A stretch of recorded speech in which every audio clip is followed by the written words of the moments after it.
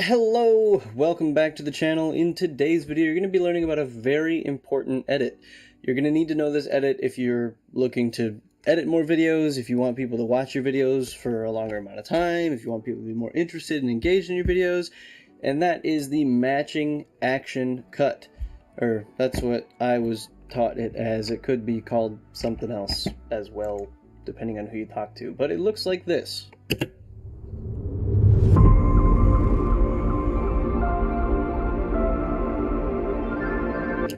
So as you can see throughout that sequence, there is action happening. And when the action is happening, it cuts to different angles of the action and it looks relatively smooth. So it's not like a super hard cut, and the way that you do that is by matching the action. So if we go ahead and move forward in here, you'll see that as soon as that arrow is starting to be pulled back on the string there, so it comes back,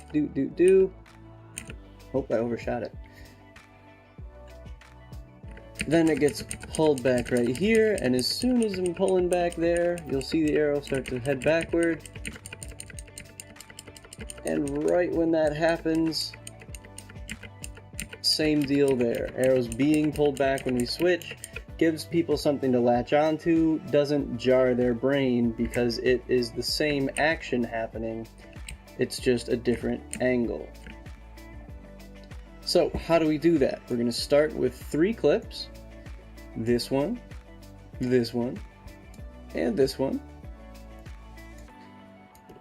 And then we're going to find in these clips where things happen that we want to match.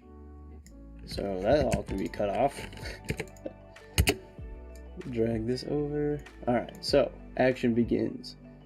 So we'll find a spot where something's happening, like that right there gets pulled in right there.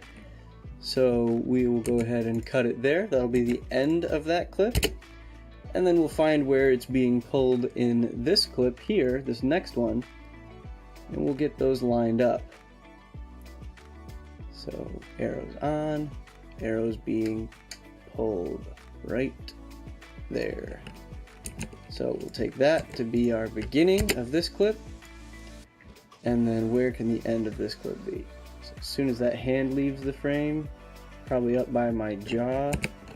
So we'll just have very briefly a close-up. And then as soon as my hand comes back up by my jaw, right about right there, we'll have that be the beginning of the next clip. So if we watch that back, it's gonna go on. Oh, see, there's too much of a pause right there. So this is where you work stuff out. And get rid of that pause.